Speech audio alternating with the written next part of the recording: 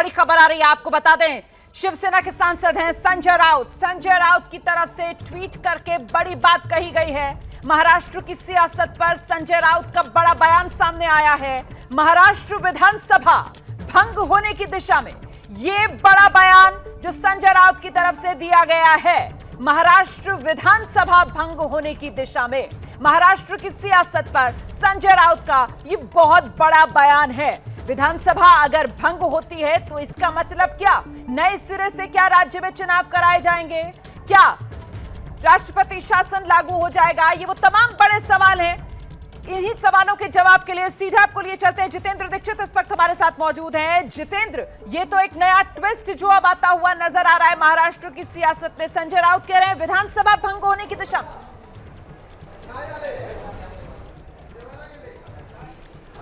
जी हाँ, देखिए जिस तरह से संजय राउत को हम कल से ऑब्जर्व कर रहे हैं और कल से लेकर आज तक जो उनके बयान जिस तरह से बदले हैं, तो जाहिर तौर पर एक हतोत्साह जो है नज़र आ रहा है। और ये एक तरह से ये संकेत मिल रहे हैं कि शिवसेना शायद इस सोच की तरफ आगे बढ़ रही है कि उनकी सरकार गिर सकती है, उद्धव ठाकरे का मुख्यमंत्री पद जा सकता है। और मुझे लगता है कि इसी वजह से इस तरह का बयान संजय राउत की ओर से आया है। तो मतलब जितेंद्र दीक्षित, ये कहा जा सकता है कि शिवसेना समझ गई है सत्ता जानी तय है और शिवसेना के सामने, उद्धव ठाकरे के सामने अब शिवसेना पार्टी बचाने के लाले पड़े हुए हैं। ऐसे में इस कदम को किस तरीके से देखा जाएगा अगर विधानसभा भंग होती है तो? अगर विधानसभा भंग हो जाती है तो फिर सीधे सीधे जो है महाराष्ट्र में मध्यावधि चुनाव होंगे। और मध्यावधि चुनाव की स्थिति में फिर ये देखना होगा कि क्या शिवसेना बीजेपी जो है गठबंधन करके चुनाव लड़ती है, अलग अलग चुनाव लड़ती है, या किस तरह के समीकरण होते हैं, या फिर महाविकास आघाड़ी वो इंटैक्ट रहती है और वो ये तीनों ही पार्टियां शिवसेना, एनसीपी, कांग्रेस वो साथ में चुनाव लड़ती हैं। फिर उसके बाद जो है स्थिति बहुत ही कॉम्प्लेक्स हो जाएगी, बहुत ही पेचीदा हो जाएगी। लेकिन अगर विधानसभा भंग होती है तो ऐसी स्थिति में राष्ट्रपति शासन लग सकता है और उसके बाद फिर मध्यावधि चुनाव की घोषणा हो सकती है। लेकिन मैं आपको बता दूं, आज शाम 5 बजे की जो मीटिंग है जो उद्धव ठाकरे ने अपने घर पर बुलाई है विधायकों की और सांसदों की, वो बहुत अहम है। उस मीटिंग के बाद कोई बहुत बड़ी बात का ऐलान हो सकता है, ऐसा सूत्र हमें बता रहे हैं। बिल्कुल, मुझे लगता है जरा हमें सुमित अवस्थी का रुख करना चाहिए। मतलब शिवसेना इस बात को समझ चुकी है कि इन हालात के अंदर तो बीजेपी की सत्ता में वापसी तय है। ऐसे में अब सत्ता जाएगी, इस बात को उद्धव ठाकरे समझ रहे हैं। तो कुल मिलाकर पार्टी को किस तरीके से बचा लिया जाए, अब यही सबसे बड़ी कोशिश और सबसे बड़ी कवायद उद्धव ठाकरे की नजर आ रही है। सुमित, देखिए, एक बहुत साधारण सी बात समझनी होगी रुमाना हमको यहाँ पे, कि अगर आप उद्धव ठाकरे हैं और आपकी नीचे से आपकी पूरी पार्टी बिखर रही होगी और एक कंडीशन आपके सामने रखी जाए कि भाई आप अपनी जिद छोड़ दीजिए, सरकार चलाने की पूरी पार्टी एकजुट हो जाएगी, तो कोई भी शख्स क्या करेगा? वो अपनी पार्टी को बचाए रखने के लिए, जो जिसकी वजह से उसकी पहचान है, शिवसेना के बगैर ठाकरे परिवार की कोई पहचान नहीं है, तो शिवसेना को बचाए रखना उद्धव ठाकरे की सबसे बड़ी जिम्मेदारी होगी। और उसमें वो खुशी खुशी अपनी आहुति देने को तैयार हो जाएंगे, ऐसा मुझे लगता है आने वाले वक्त में। इसीलिए उद्धव ठाकरे के ऊपर आप लगातार देखिए, आज दिन भर के आज जो तमाम अखबार छपे हैं, सब जगह पर अटैक है कि उद्धव ठाकरे ने अपने सहयोगियों से मिलना बंद कर दिया था, वो अपने मंत्रियों को समय नहीं दे पा रहे थे। शरद पवार ने उनको 3 से 5 महीने पहले वार्न कर दिया था कि बगावत हो सकती है। कांग्रेस के नेताओं के बयान छपे हैं कि मुख्यमंत्री से समय नहीं मिलता था। इस तरह की चीजें दिखाकर ये दिखाने की कोशिश की जा रही है कि उद्धव ठाकरे नॉन रीचेबल हो गए थे, उद्धव ठाकरे पूरे गठबंधन को साथ लेकर नहीं चल पा रहे थे। इस परिस्थिति में अगर शिवसेना को उद्धव ठाकरे बचाने के लिए लौटूंगी, इस वक्त शिवसेना के सांसद अरविंद सावंत हमारे साथ फोन लाइन पर मौजूद है। अरविंद जी, क्या लग रहा है आपको, इस वक्त महाराष्ट्र की सियासत किस दिशा में जाती हुई नजर आ रही है? विधानसभा भंग होगी क्या? I don't know, it may happen. तो हो भी सकती है, नहीं हो सकती है। अगर उनको कल हमारे आदरणीय उद्धव साहब ठाकरे जी की एकनाथ शिंदे साहब से बात हुई थी, मेरी जानकारी के मुताबिक आज सुबह संजय राउत साहब जी की बात हुई थी, कल नार्वेकर जी मिले थे। अगर वो जो कुछ कह रहे हैं वो तो मतलब शरण जाके बात कर रहे हैं, लेकिन दूसरी तरफ जो हो रहा है वो था कि भाई आप आगे वापस आइए, हमसे बात करिए, पार्टी के अंदर क्या मामला है, हम एक साथ बैठ के बात करके उसमें उसकी समस्या का निराकरण करेंगे। उन्होंने उसको पैसा दिया, वो घूम ही रहे हैं, तो इसका मतलब उनका तय था सारी चीजें करने का। ये सब बातें नहीं है, ऊपर की बातें चल रही, उन्होंने तय कर लिया है और उनको 2/3 नंबर अचीव करने के लिए ईडी, सीबीआई, इनकम टैक्स सहयोग कर रहे हैं। क्योंकि जो लोग गए उनकी आप लोगों ने जानकारी दी हुई थी, सारे माध्यमों के माध्यम। आप देखिए उन्होंने आपने क्या जानकारी दी थी। अब याद करिए प्रताप सर ने तो उस वक्त कहा था जब ईडी की रेड गिरी थी, तो कहा था नहीं अजय के साथ भी गठबंधन कर लो, उससे निकल जाएंगे। अरविंद जी प्रणाम, मैं सुमित अवस्थी बोल रहा हूँ। एक सवाल हमारा यादव अरविंद जी, एक सवाल मैं आपसे पूछना चाह रहा था। अगर आप ये सारी चीजें जो है उसके परिणाम जो है वो उस तरफ जा रहे हैं। अरविंद जी, क्या मुझे सुन पा रहे हैं? एक सवाल मैं पूछना चाह रहा हूं आपसे, बहुत सिंपल सा। एकनाथ शिंदे के पास ज्यादातर विधायक हैं। मैं आपसे, क्योंकि आप सांसद हैं, मैं सांसदों की स्थिति पूछना चाहता हूं, क्या शिवसेना की पार्लियामेंट्री पार्टी एक है कि उसके अंदर भी दो फाड़ है, और आप किस तरफ है खुद? आप देख सकते हैं कल भी पार्लियामेंट्री पार्टी के सारे सांसद आदरणीय उद्धव साहब से भी शाम को सभी ने एकता से कहा कि हम आपके साथ हैं। आप अभी भी जानकारी लो, किसी भी सांसद से पूछो तो आपको जब मिलेगी जानकारी, शिवसेना के सांसद उद्धव साहब ठाकरे जी के साथ खड़े हैं। अगर एकनाथ शिंदे साहब ने यह क्लेम किया कि विधानसभा में असली शिवसेना वो हैं, उनके पास विधायक हैं 37 से ज्यादा, तब आपकी पार्टी का रुख क्या होगा? शिवसेना नहीं बनती भैया, बिके हुए विधायक बनने से शिवसेना नहीं बनती है। शिवसेना बनती है जनता की, शिव सैनिकों की तरफ से, नेताओं की तरफ से शिवसेना नहीं बनती। शिव सैनिक इनको चुन के देता है, शिवसेना शिवसेना क्यों बजे देते हैं। और सारे शिव सैनिक आप देख रहे हो पूरे मुंबई में, जिले में देख रहे हो कि कैसे लोग रास्ते पे आके उद्धव साहब का समर्थन कर रहे हैं। तो एक शिव सैनिक की बारे में हमें इससे कुछ बात नहीं है। एक चीज बता दीजिए बस, संजय राउत साहब ने कहा कि 1 घंटे तक बातचीत हुई है, बातचीत के रास्ते खुले हुए हैं। क्या ये अभी भी संभव है, जब मैं आपसे बात कर रहा हूं, कि आज दिन भर में एकनाथ शिंदे साहब और 40 विधायकों को मना लें और शिवसेना एक हो जाए? क्यों नहीं होता है?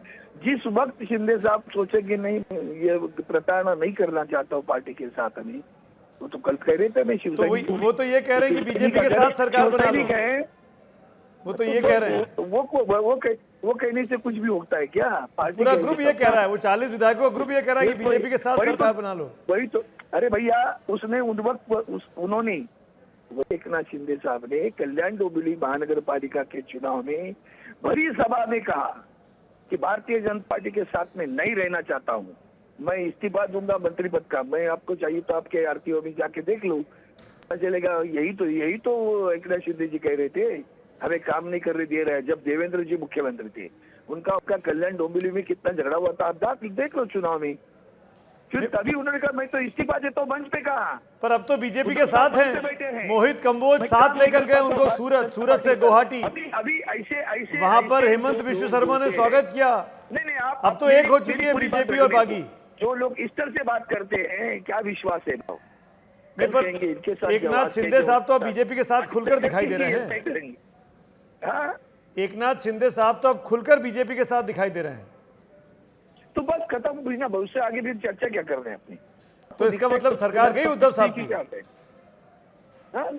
उद्धव साहब की सरकार गई, नंबर कहाँ है आपके पास? सरकार के लिए पैसे थोड़ी हम लोग हुए, सत्ता के लिए हम लोग परवाह नहीं करते सत्ता की।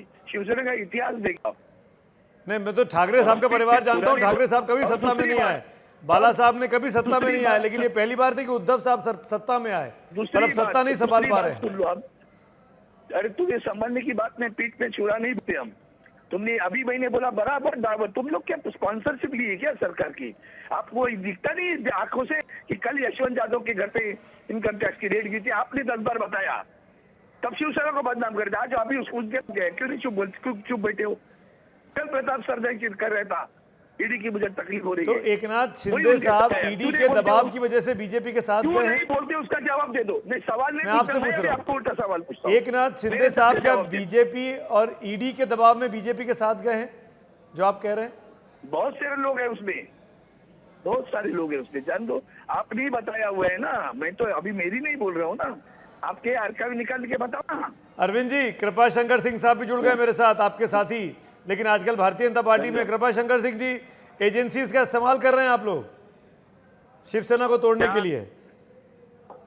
वो खुद भी कितने बात तो कोई देखो, ये तो पहले भी इल्जाम लगते आया है, ये शिवसेना का अंदरूनी मामला है और साफ दिखाई पड़ रहा है।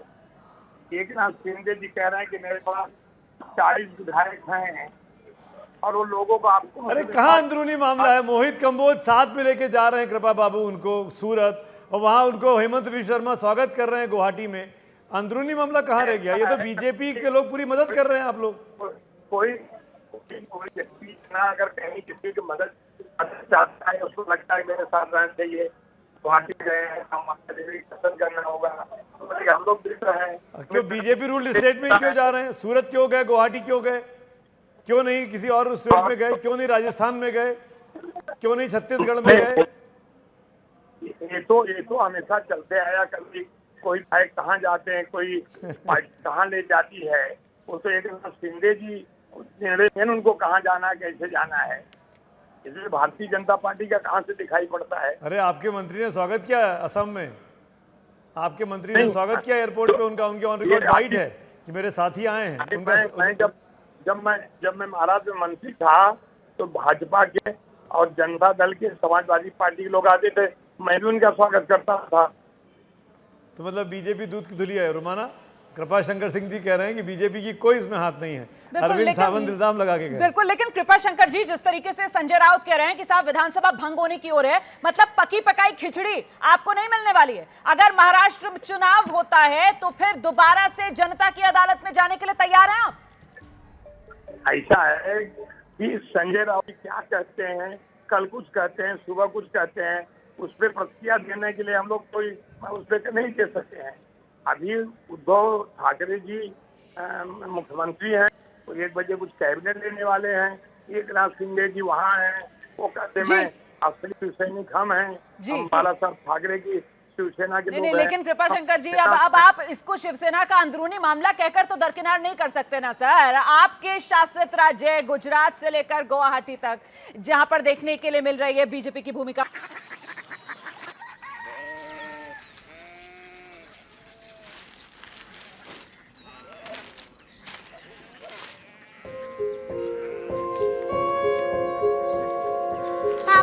बाबा कोरिया सिटी जानिए ना?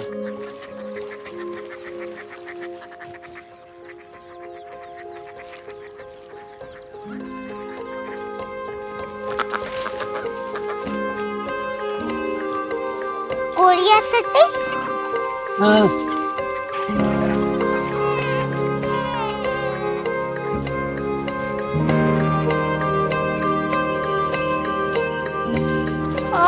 कोरिया सिटी कहाँ पे है? शहर अंग्रेजी लगे हैं।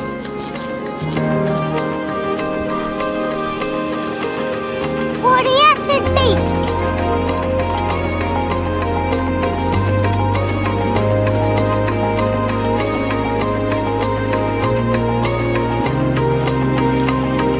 वो बहुत दूर है।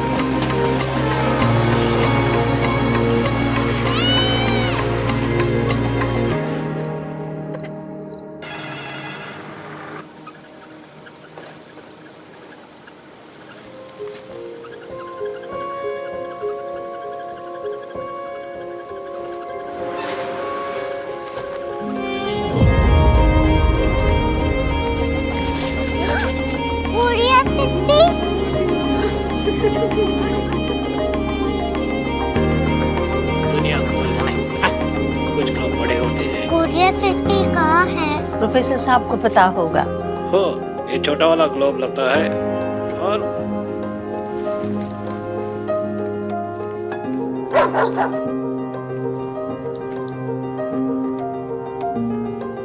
पता नहीं, मेरी बेटी से जाके मिल लो, शायद उसे मालूम हो।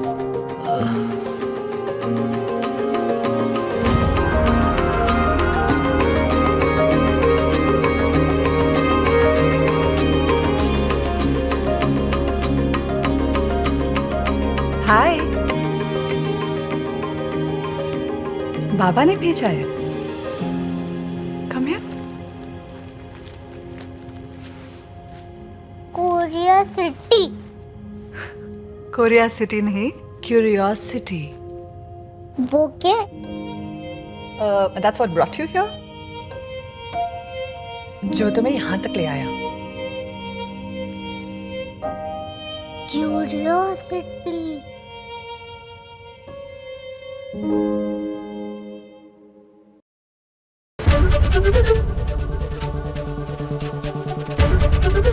एबीपी न्यूज आपको रखे आगे।